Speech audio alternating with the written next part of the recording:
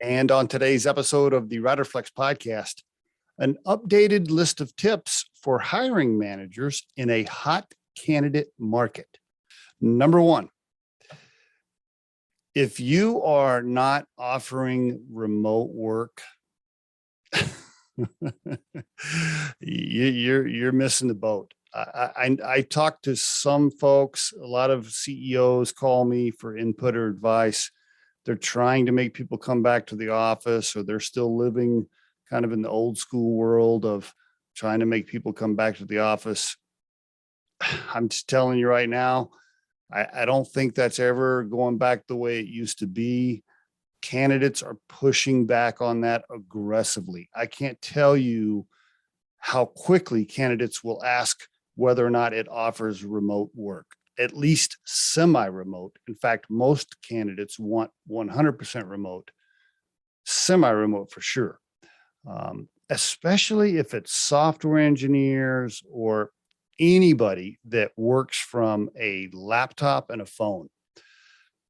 If you're a CEO or you're a business owner and you have associates that their job only requires working from a laptop or a phone, you've got to offer remote. If you don't, you are limiting your talent pool, and anybody that is awesome, candidates that are awesome, they're just going to go work somewhere else. So please get over yourself. Offer remote work if you're not already doing it. That's number one. Number two, speed. Again, I'm recording this on February 20th, 2022. A lot of you listening to this episode, you have these, what I would call old school interviewing and hiring practices because you've always done it that way, right? Where you make people take 3 tests and interview with 20 people and come to the office 4 times and jump through 3 rings of fire before you decide whether or not to make them an offer. Same thing. You've got to move on past those old school practices. Right now, candidates are receiving offers left and right, and they're going with companies that are aggressive and that move quickly. If you stop thinking that your company is super special, there's a tip for you. Stop thinking that you're any more special than other places. Like, get over yourself a little bit. If you get a good candidate in front of you, move quickly to get them an offer and get them to sign the offer and get a start date in place. If not, somebody else is going to pick them up. I'm just telling you, speed right now is critical. It's critical. Number 3, work-life balance, especially with millennials. Same thing, the old school days of like working 80 hours a week and 70 hours a week, people are just past that, man. That's just not happening anymore. I'm 54 years old, so I lived that life myself. I know, I went through it, but these days, nobody wants that. Here's a good example for you. If you tell an average 30-year-old that they can make $250,000 a year if they work 75 hours a week, or they can make $170,000 a year and work remotely and work 40 hours a week, they're going to take the $170,000 a year, most of them. Work-life balance is critical. Please don't set up a situation where you're expecting people to go through this 80, 90-hour-a-week grind. People just don't want to do it anymore. So you got to have work-life balance kind of atmosphere at your company, and you got to preach that during the interview process. Number 4, flexible scheduling. Flexible scheduling. Now, I'm not talking about shift workers, so to speak, manufacturing jobs, line workers, warehouse workers. I understand a lot of jobs have specific shifts where you're doing a tactical thing with your hands and you have to be on site to do a certain task. I'm not talking about that, but Same thing. The laptop worker, so to speak. It's got to be flexible scheduling. Create jobs that allow the candidate to get the work done on their own time, so to speak. And by the way, from wherever they want, like I said, remote, right? Flexible scheduling. The whole thing of, okay, you have to be on your laptop, typing on your keyboard at 8 a.m. until 5 p.m. and we're going to monitor that and all that stuff.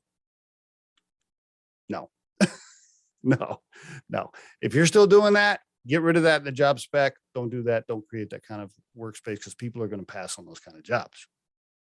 Number 5,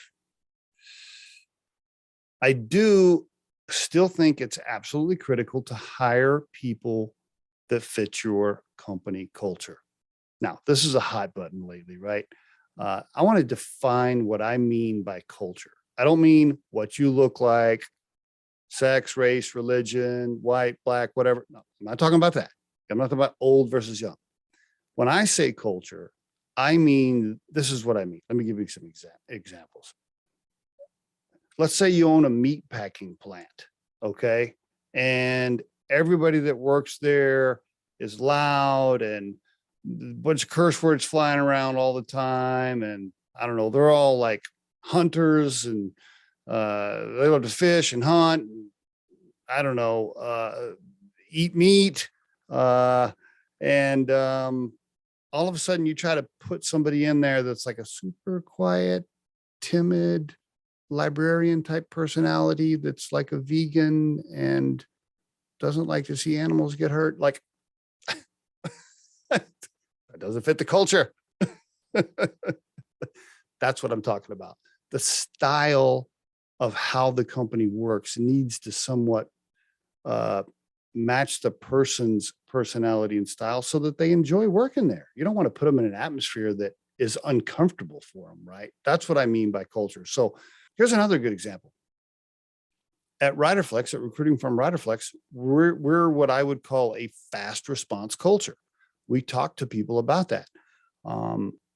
If we're talking to a candidate that doesn't like to get text messages and be expected to respond within 30 minutes or so, then they're not going to fit the culture here. If they don't like a CEO that drops a few curse words from time to time on the conference calls, they're not going to like working here.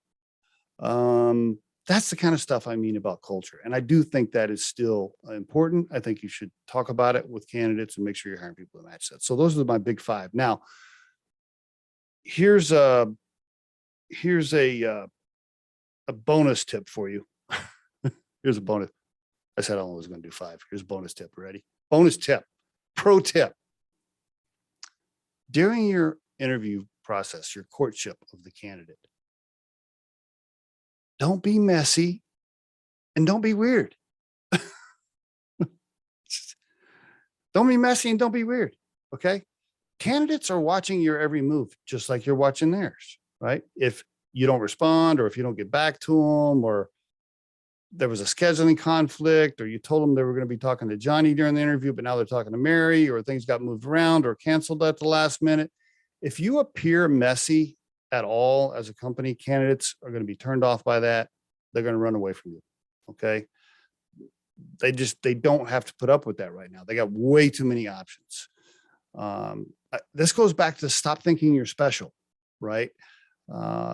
Stop thinking that just because you're an executive in a company that you can just cancel a freaking meeting with a candidate last minute. Like that sends a major red flag to the candidate, and they're going to think you're messy and unorganized and inconsiderate and all the rest of it. So don't be messy. Don't be weird. And there is your Riderflex tip of the day.